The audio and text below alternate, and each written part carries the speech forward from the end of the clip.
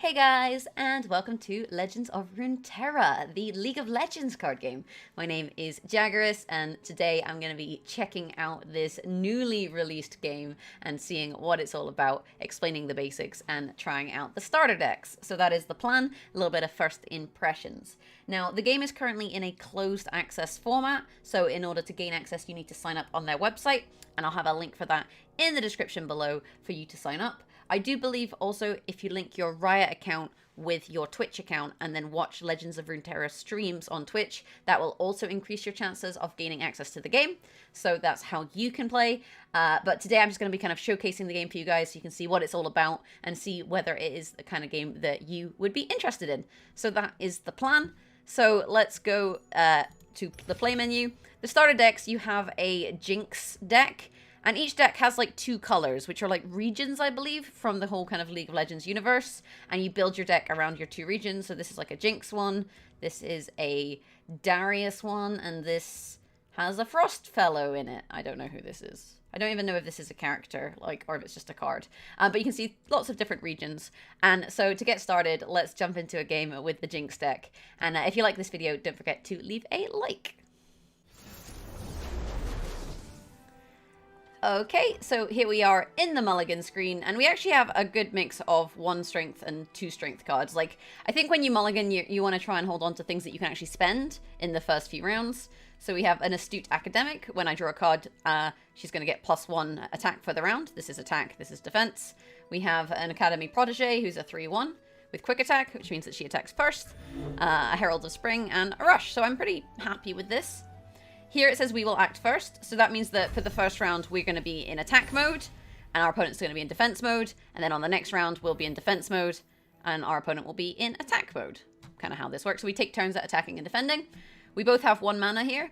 We could pass, which means we choose to do nothing, but then if our opponent passes, it just goes on to the next round, and we haven't actually achieved anything. So what I'm going to do for now is spend that 1 mana to summon a unit.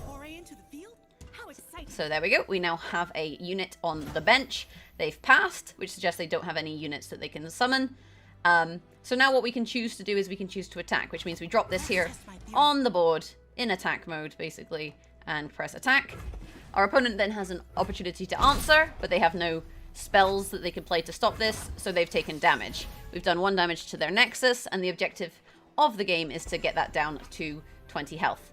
So now neither of us has any mana left, so the round has ended. We've drawn a card, and that's boosted my Astute Academic for the turn. I'm now in defense mode. They're now in attack mode, right?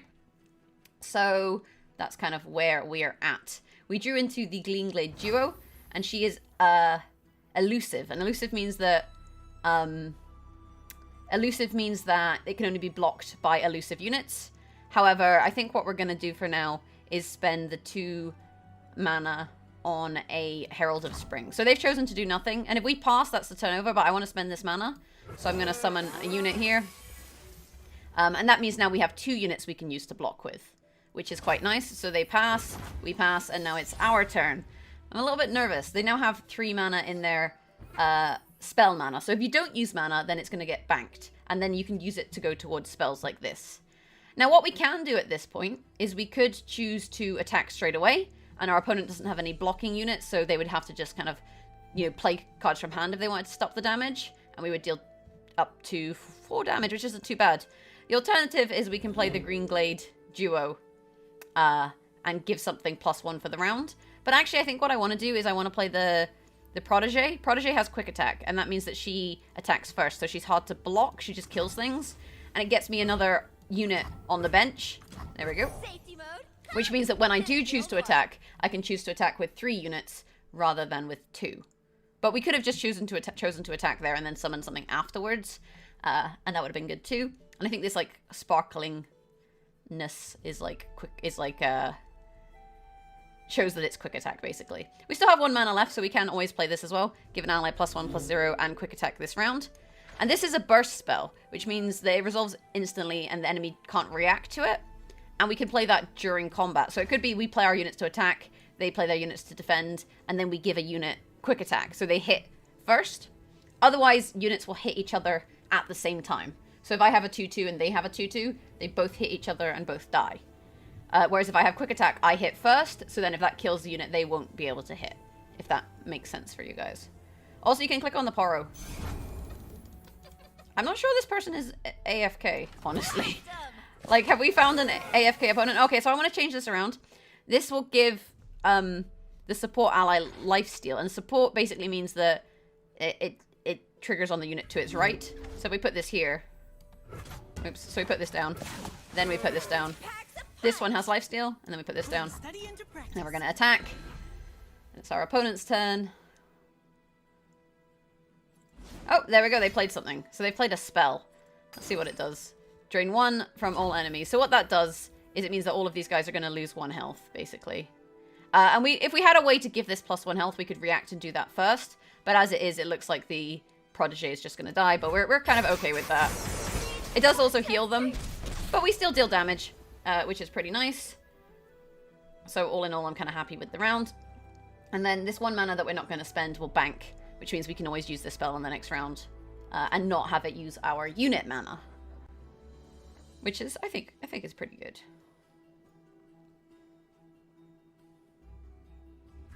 So with a Glink duo, oh, when you summon an ally, give me +1/+0. So when we play her and then summon something else, she gets stronger for the round. Okay, so I think I slightly misunderstood how that card works.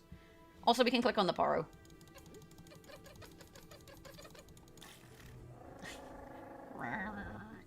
You can't click on your other Poro, though. I feel like we're going to get Poro skins. I feel like that's quite likely. Come on. Stop roping. There we go. They passed. So we have the option of playing this, but obviously there's no point. So let's just end the round. And you can see her strength got put back down. But when we draw a card, it goes back up. And now we have Zed. And Zed is a champion. And champions, they have a condition to make them level up. So here, if I attack the Nexus twice with Zed, he's going to level up. And when he attacks, he creates a living shadow. So if we right click on him, we can see that the living shadow is, actually that's his level up form. So when he levels up, he becomes a 4/3 rather than a 3/2. He can make a living shadow, which is a 3/2 unit, which is ephemeral. And ephemeral means that it dies at the end of the round. So it would have the same stats as him. And then we also have Zed's Shadow Shift, which I believe is a spell that we can put in the deck. Which we can use. But anyway, our opponent has now played Ezreal, Nexus Strike. Create a fleeting mystic shot in hand. So I guess that means that when he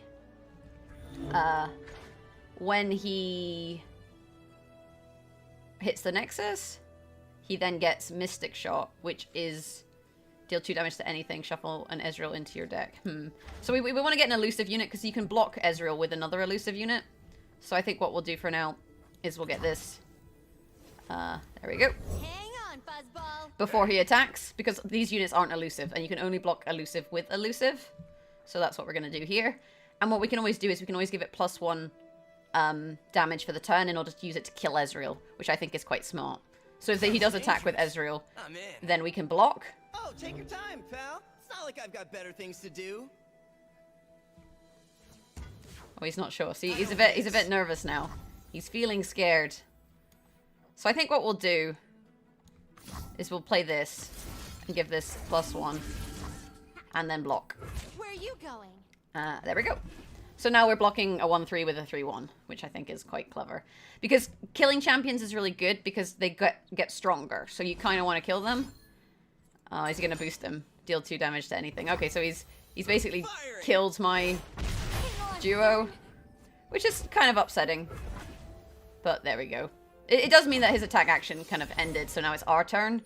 So now we can kind of do some things. We have a Zed. We have a Green Glade Lookout. We do have some bank mana, but we have no spells, which is kind of bad. So I think what we'll do for now is let's summon... Do we summon the Lookout or do we summon Zed? I think we summon the Lookout for now. Oops. Take the high ground. There we go. Let's see what they do. We could summon the Crush Bot, which is a 2/5, but I think getting Zed on the go is quite good. And then we can attack with lots of units, which I think is also quite good. But then if they have something where they attack, like deal 1 damage to everything, then all my cards are going to die. How do you get that kind of volume in your hair? Electrical current. So now he has a Heimerdinger. Okay, so we'll get a Zed. I am the blade in the dark. And when we play Zed, when we attack with him, he then creates a copy that also attacks, but doesn't have this like level up ability, so that's quite cool. So I feel like the state of the hand is not bad. We could do with a few more spells, though, in order to deal some damage to his units. Because if he chooses not to block with them, then that's kind of bad for us. But I think all in all, it's not bad. We can use the Herald to give lifesteal to the Academic to try and heal her. And the thing is, if he does choose to block, he's taking 2 damage, which is quite bad. So let's do this. And then press attack, which should cause this to, there we go, make a friend. And I think you can only attack with 6 units at once, I'm pretty sure. So he didn't block. So he's just taken a heck of a lot of damage. Ooh. So he leveled up. I guess because his ephemeral copy also attacked the Nexus. So now we have a 4-3 with quick attack, which is pretty nice. So we can play this, discard a card, and deal 3 damage to anything, which means we can kill this or this. And considering I feel like Ezreal may level up, it doesn't seem like a bad play. I guess this didn't get lifesteal. I'm slightly confused. I guess lifesteal maybe only triggers if you hit a unit. Damage this unit. Heals. Oh, it heals the Nexus. Oh, so it heals me. I thought it healed the unit. Okay. Slight misunderstanding there. So we got a spell. I'm in. Let's see what it does. Deal 2 damage to anything. Shuffle an Ezreal into your deck. So let's play this. Let's discard the Crush bot. And let's kill Ezreal. In which case we would probably skip the block because we don't have anything we can block with anyway. I feel like he's going to deal 1 damage to all of my units. I get the impression that that's what's going to happen. No way. But never mind. Never mind. But he has a fleeting turret now. Jesus Christ, this dude has a lot of cards associated with him.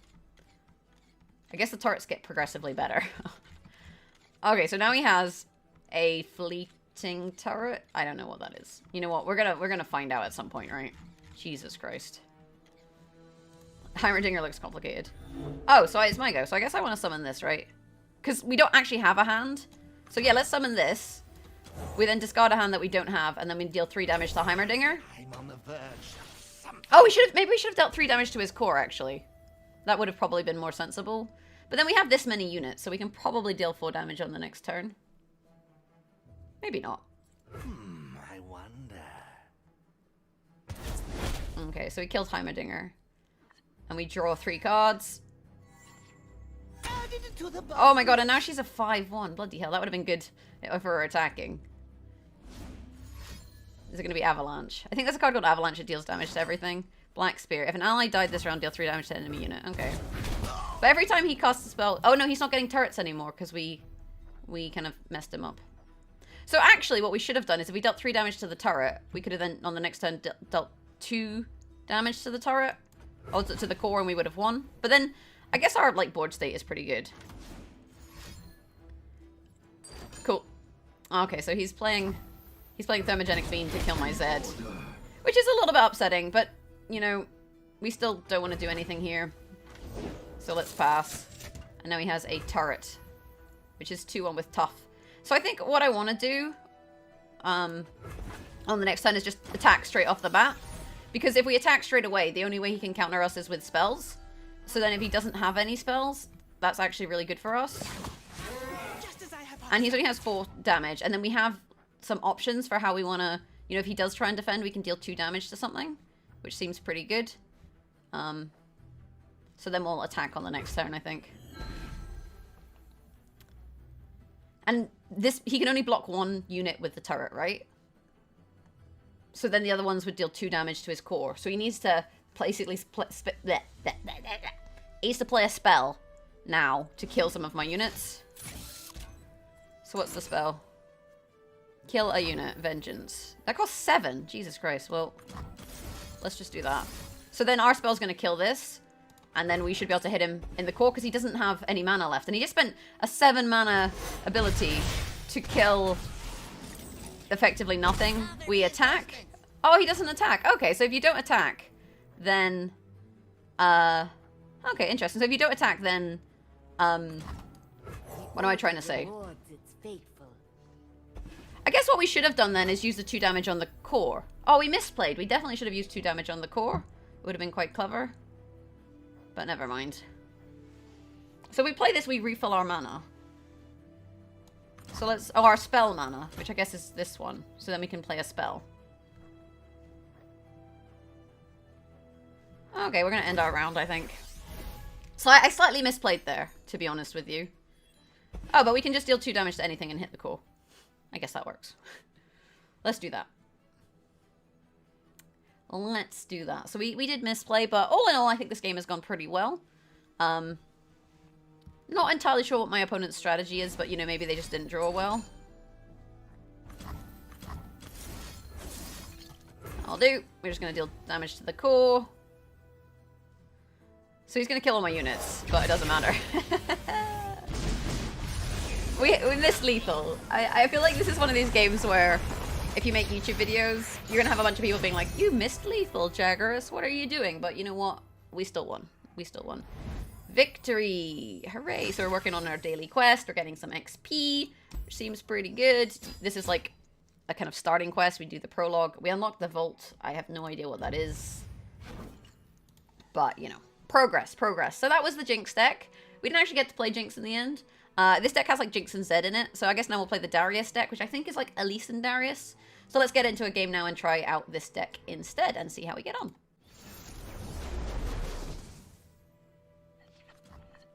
So, time for a mulligan, and this is a very expensive hand. I don't want a 5-cost card. This is not a bad, like 3-cost units are not too bad. I think like Refresh Offering is probably better once you have a lot of units, so let's replace that too. And then the ally dies, deal 1 damage to the enemy nexus. I guess that's something. Could you just keep this on the bench and just ping down the nexus? I guess, but I think I'm gonna keep the spider and then replace everything else. Trying to get some cheaper cards. There we go. We got a 1, a 2, and a 7. When I'm summoned, stun the next enemy unit summoned this round. Huh. That's kind of cool. So I guess you play that. It actually would be better to play that on the next turn, right? So if we pass here, we can summon that on the next turn, and then he can't summon anything. Which doesn't seem too bad. And then if we bank the mana, we can also then play Black Spear. So let's just end the round.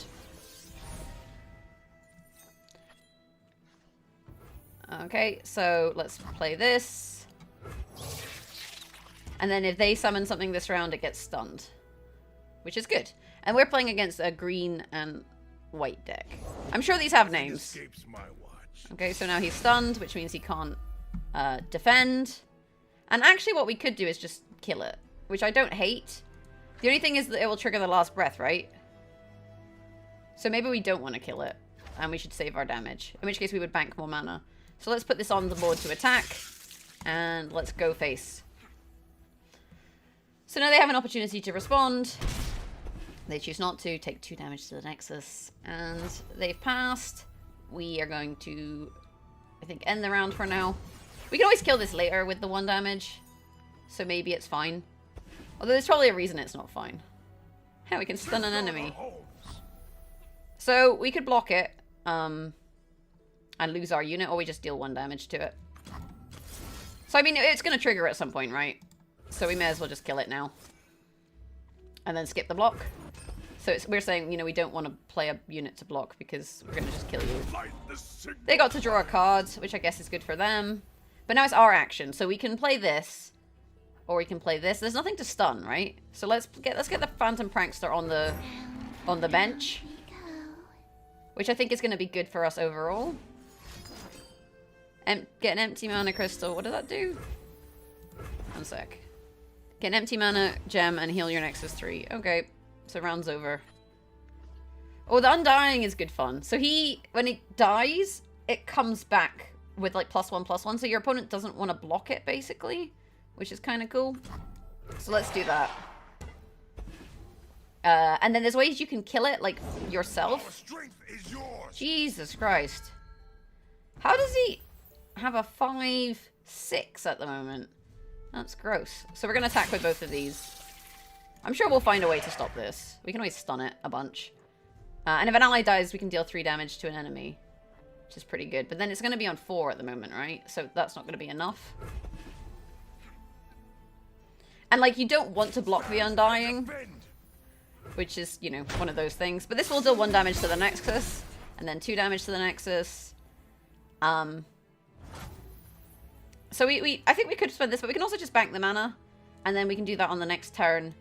If he attacks with the Avarosian, the Avarosian Hearthguard. That's a strong card, man. All his allies have +1/+1. Oof. That's a big oof. Grant you... When someone grant me +1/+1 each other ally you have. Okay, so Anivia is really annoying. Because when she dies, she comes back as an egg. And then you need to kill the egg. Which is kind of a pain in the arse. In all honesty. We do have enough mana to just kill a unit. I think for now, though, let's just get the Arachnid. Arachnoid sentry on the board. And let's just stun the... I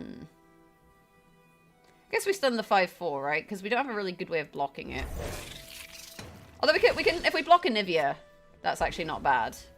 So if they want to attack with Anivia, we block with the Arachnoid, and then it kills Anivia. And then on the next turn, if we kill the egg, my understanding is that she doesn't come back. I hope she doesn't come back. She's going to deal 1 damage to all enemies with her attack. So yeah, let's just block her. Anivia's really annoying. Endless cold, endless peace. Oh, shush you. So there we go, everyone takes 1. But I mean, if the Undying takes 1, it doesn't matter if it dies. And now they have an egg. So we really want to draw something that's going to allow us to deal damage to the egg. Although we could play this and deal 3 damage and just kill the egg. Yeah, I think I'm going to do that. Like, Anivia's just really annoying. And, like, this guy is annoying, but we can stun him for a couple rounds until we figure out how to kill him. And we also have Vengeance. So I think we just get rid of Anivia for now. And I think that's quite clever. Okay, so Argo. What does this do? Summon 3 Spiderlings, then grant Spider allies +1/+0. That seems pretty good. And then we can play this, and then... That seems pretty good too. So let's get some more spiders.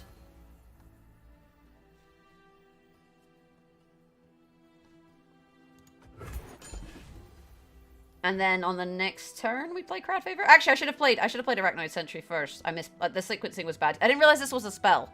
So we should have played this first because then it would have gotten +1 on the damage on the Sentry, which would have been pretty good. Drain 1 from all enemy units. So that's going to happen first, which is actually fine for us. Like, the sequencing there meant that the spiders didn't get drained, which is pretty good. So now it's his turn. He passed. So let's play this. Although we could play this on the next turn, right? And stun this before he can attack. I don't know. Oh, let's just do it now. It means he can't block, right? And if he can't block, it means that we can deal 2, 4, 5, 6, 7, 8, 9 damage to the Nexus, which is quite a lot in one turn. And we can always kill it on the next turn, right? With the Vengeance, we have that option. It's pretty good. Okay, he's played a spell. Drain 1 from a unit and summon a Spiderling. Okay, so that's fine. It means that every time my units die, they don't die, I guess. Or like every time they don't take damage to the Nexus. So never mind. And he's able to block one of these with his little spider. So, you know, that was not a bad play. There we go. So the spider's got some spider-on-spider action here. But we're still going to get +3/+3 on this. So he's going to be a 5/5, which seems quite good. So now he's on attack mode. We're on defense mode. And you can see our Undying has come back even stronger. Seems quite good. We also do just have Vengeance. But I do feel like for now, I'm kind of okay with the state of the board. Deal 2 to everything. So all of my units are gonna die. Which I guess is fine. Well, this isn't gonna die. Can't block, though. Okay. I mean, the way you could respond is you just kill this, but it doesn't matter. Oh, he takes 2 damage as well. Okay, that's fine then. So let's just summon Shiraza. There we go. And see what our opponent chooses to do. And it maybe is just worth taking a 5 damage, like taking this hit to the face, because we can play this to block, but I don't think it's worth it. So I think we skip the block, just take the hit, because I think there's going to be better ways to kill this later on. So the auto passing is annoying because it tells him that I don't have any 3 strength units in hand. It gives him information, which is kind of bad. So maybe we play this and it's a 4-4. We have 8, 9, 10, 11. If we play this, we'd play 3 and 4, so we'd have 4 mana left. Okay. But he's probably going to kill the crowd favor, isn't he? But then this does damage to the Nexus, so he can't do that. The people are my strength. So let's play this and see what our opponent does. And we still have the option of playing Vengeance, should we need it. Or we can play Might to give something extra damage if we're worried about them getting blocked, for example. So that's quite nice. Okay, you played a spell. Kill all units. Well, I mean, he's going to come back. So I'm kind of fine with this.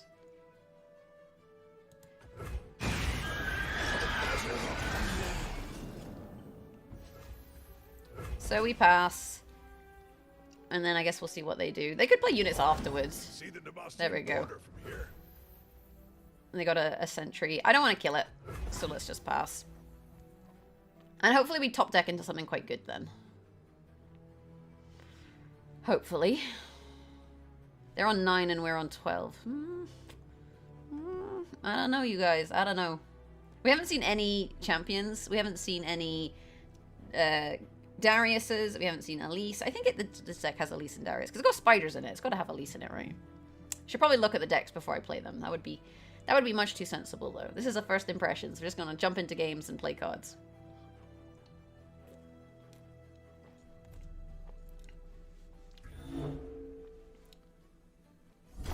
Okay, they passed.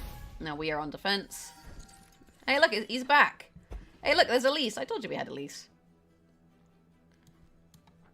So we're going to summon this after they do whatever they want to do. We can't block with the Undying, which is a little bit sad. But like I say, he's died a couple times. He's getting a bit stronger. He's having a good time. And you can always use this to attack. Okay, so we are going to summon Elise for now. I know what lurks in the shadows. And we're definitely going to kill this Tryndamere. Attack! Although, it says if I would die, level up instead. So does that mean if I kill him, he just becomes a 9/5? Like, if I play this and kill this, how does that work? I don't know. We'll find out. I think I'm probably just gonna die. I don't really want to block this, because I feel like if I block this with Elise, we're just trading, which is bad. What is fearsome? Can only be blocked by enemies with 3 or more attack. Yeah, so he can block with that. Let's just skip the block for now. I think we need to have some units. I don't know what's going to happen to Tryndamere here. Dude is very powerful. Oh, he levels up. I'm not done. Now he's a 10-10. This is terrible. Oh, he still hits! Oh, no! I thought he'd go back to the bench. Feels bad. Okay, not a lot we could have done there then, really. Not a lot we could have done there at all. Oof. Big oof from me. Big, big oof. But never mind. We win some, we lose some, right? That's Tryndamere. So I guess, I'm assuming this deck has Tryndamere in it. It has a picture of him. Let's just play this deck and see how we get on. Okay, so here we go against a pink-red, and we have a Garen. I mean, he looks good, but he's like 6 strength. So I think we mulligan. Sorry, Garen. You're going to get replaced. You are, in fact, going to get replaced. No spinning to win here. We can also give an ally +1/+1. We have a Vanguard Defender, which is tough, which means it takes 1 less damage from each attack. We have a Vanguard Sergeant, and he's gonna... I should press OK. He's gonna give us a Demacia in hand. And we got Babbling Bjerg. When I'm summoned, draw a unit with 5+ power. Huh. And then we drew Take Heart. Grant a damaged ally +3/+3. Okay, so they passed. We passed. And I feel like I don't like the auto-passing, if only because it gives them information about our hand. That's my one kind of gripe. Is like at the moment, they know about the state of our hand. So we have our Vanguard. And yeah, tough means that you take 1 less damage from all sources. I wonder if they cast a spell that dealt 1 damage. That's a source of damage, right? So if you cast a spell that deals 1 damage, it's only going to deal no damage. Well, only no damage. It's going to deal no damage, right? Think you're fast? Cute. When you stun or recall a unit, grant me +2/+0. So let's attack with the defender. And then we see if they block. I think we have a chance to do something if they block, but maybe we don't. Like, because I want to play the Radiant Strike, but I want to play the Radiant Strike if it's necessary. Okay, they didn't block. That's fine. So we deal 2 damage. And it's their go. But then if they do attack with this, it's got quick attack. Quick attack's really annoying. Because quick attack means they hit first. But then they hit this for 1, which is nothing. Then it hits them back for 2. Which is 2. So it's actually kind of fine. So let's just end the round. We don't need the Radiant Strike. And take it from there.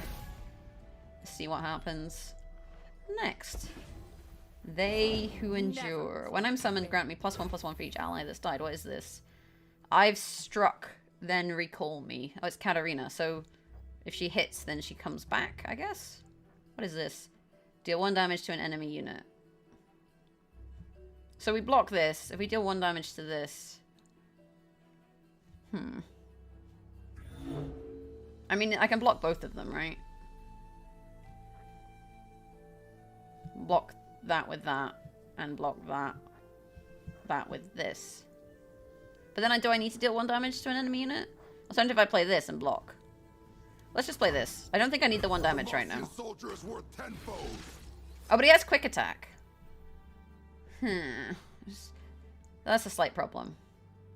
So actually what we should have done... Blood for Noxus. Maybe... is dealt damage to that. Does this go +1/+1?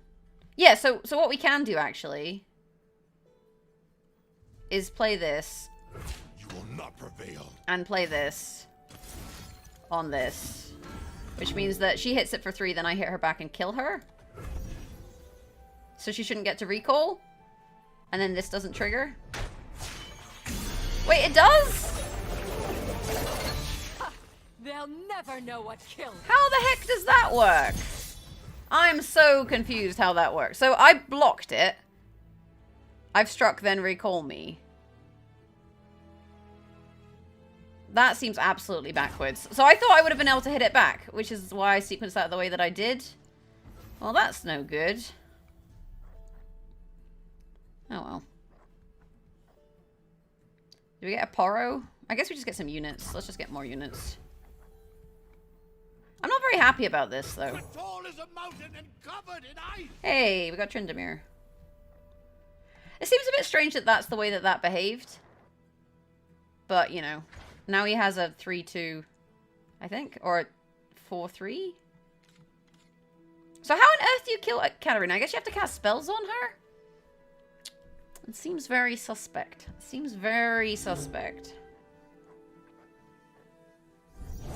Sleep is for the guiltless. So now you have Yasuo. When you stun or recall an enemy, I deal 2 to it. Okay, let's just attack. It's annoying they all have quick attack as well. It makes them very hard to block. And because we don't have a lot of spells in this deck that deal damage, this matchup probably is not very good. But then if we had a lot of spells that dealt damage, it would be easier. On the flip side, if he does block, units are going to die. Which is bad for him, I suppose. Maybe we just get lots of units. Oh, see, if we could have given it +3/+3, then that would have been good. Oh, it's on. So that's only going to hit for 2, but it's going to die. So if right away we could make this stronger, it would have been good. But never mind. On the plus side, it means when we summon this, we can kill this. Which seems quite good. So we can play the Avarosan Marksman and kill that. So we kill one of them. She has a one strength spell in hand because she's an auto-passing. But I have no idea what the game's one strength spells are, so that information doesn't necessarily help us.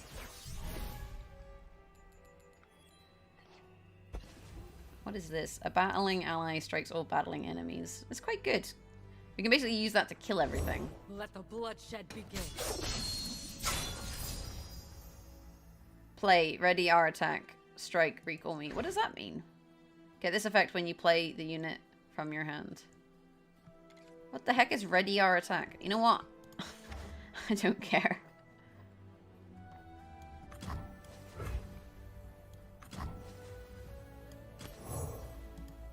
There's a scent in the air. So let's deal 1 damage and at least kill something. So I guess... So if she hits, she gets recalled. I don't understand how I'm supposed to kill Katarina. I feel like I'm, like, getting really confused here. Like, it goes to your hand. I guess we can block Yasuo and then use the Take Heart to have whatever we use to block, I guess, the Babbling Bjerg survive. Because it's going to get +3/+3.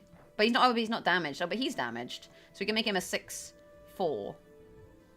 And then stop the Yasuo. Okay, that's an option. That is an option.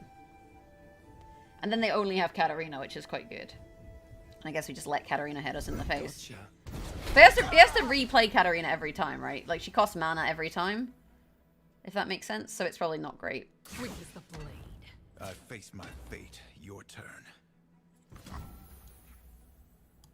Bar the doors! Oh, I don't have enough mana. So I would deal 3 damage. No, he would hit me for the quick attack. Oh, I've only had 1 more mana. So, like, if I block with anything, it's just going to die. So I guess we just have to take 8 damage. It's not very good, though. Oh, I don't like this. Not good for us. So a battling ally strikes all battling enemies. So I guess we could, like, play this and then play Judgment and kill whatever he uses to block. Because we're going to have 2 mana in the bank, and so we can do that, but it's not great. This gives an ally +3/+3 for the round, or maybe we just play something. What the heck is this? Stun an enemy. Okay. So then Yasuo deals 2 damage to it. Yeah, it makes sense. It makes sense.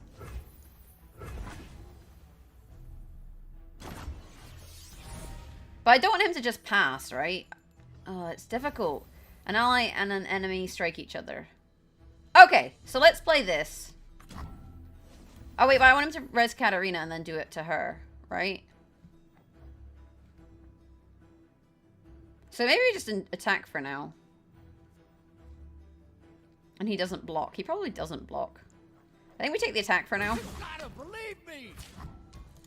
Because at the moment he doesn't have very many units to block with. And this is a fast ability, so we can use it later on. Or we can play the Take Heart. But if he blocks with anything, the Yasuo dies. So he either that or he takes 6 damage to the face. Which I don't think he wants to do. Stun an attacking enemy. Okay. That's fine. Oh, he's gonna take 2 damage. That's annoying. Oh well. So let's see what our opponent does. Probably summons Katarina. Which I really want to just get rid of because it's annoying the butt out of me. We have a lot of cards in hand. Play.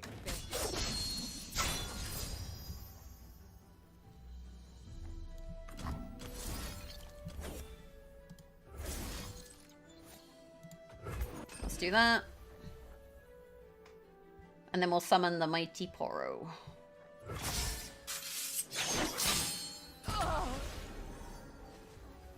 Yeah, and then on the next time we can always use Judgment Life and death to defend. Blade's edge. Oh, everything's stunned. So we're going to take 4 here. That's fine.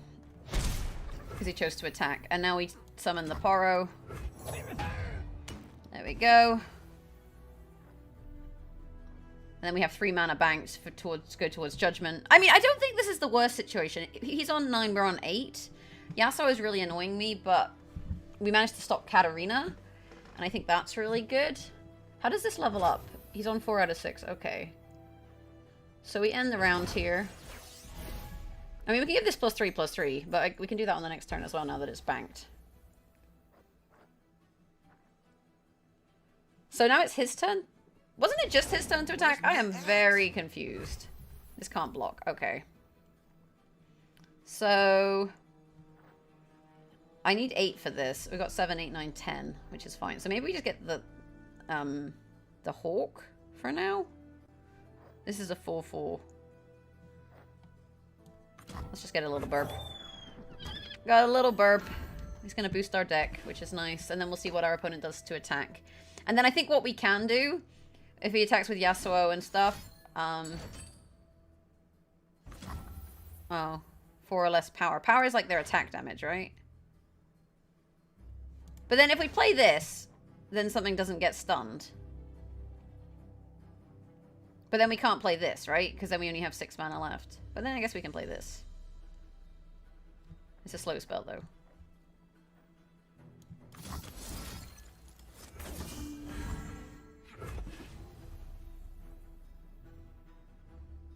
But he's gonna level up his Yasuo, isn't he? Even I follow only one path. We don't have very much. The problem at the moment is we don't have very much strength, and I don't have enough mana to play this. But on the plus side, we have for Demacia, but that's a slow spell. So, but then if he attacks, you know, we would rather play that. This is awkward. Maybe we play. I think we just play this.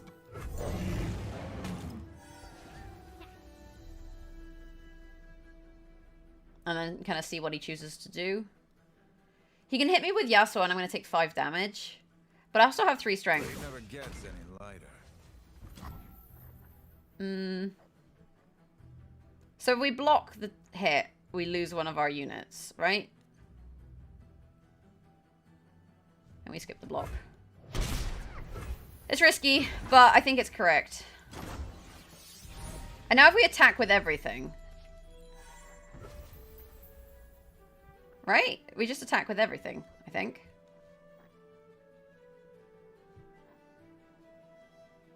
So you're going to be able to stun all of my units again. But we can use Judgment. Battling enemy strikes or battling enemies. So what is battling? I guess it means in combat. Out there!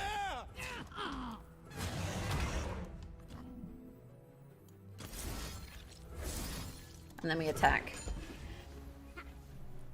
Because then if he defends, I guess this hits everything. So they all die. Which is quite good. Maybe that's not how that works. But that's how I think that it works. And he has 9 strength. So he has to block these. If we hit him for 3, we hit him for 3. It's pretty good. Deal 1 damage to anything. Okay. But, like, we're still going to hit him for 6 and 5, right? And then we win. Ha! Nice. Nice. I don't know why he didn't block. I'm very confused. I didn't think I was going to win that game. Yasuo was doing my nutting. It's basically like League of Legends. Yasuo being irritating as heck. I like this game. This game is quite fun. It's a little bit confusing. I think when you're a new player with any card game, they're going to be a little bit confusing. But all in all, I quite enjoy it. And I feel like it's a really interesting addition to the CCG market. And it doesn't feel like there's much else, you know, the same as it. It feels like kind of a little bit like Hearthstone, a little bit like Magic the Gathering, but different from both of them. And unique in its own rights. So, yeah, that is kind of Legends of... I was going to call it Runeterra, like Nutella, but it's Runeterra. So that is Runeterra. If you enjoyed the video, do leave a like. Don't worry, there will still be more Gwent content, so please don't dislike the video just because it's not Gwent. But I think I will do some more Runeterra content on the channel as well. I think there's space for both, and I'm enjoying both, which is really cool. Let me know what you guys think of the game in the comments below, and what you think of the starter decks, and the kind of balance and stuff. Yeah, let me know how you guys kind of feel in the comments below. Beyond that, have an awesome day. Thank you so much for watching. If you enjoyed the video, like I said, you can leave a like. You can find me on Twitch, twitch.tv/Jaggerus, and on Twitter, @Jaggerus. So those are my socials. Have a great day. Thanks for watching. I'll catch you next time. Bye.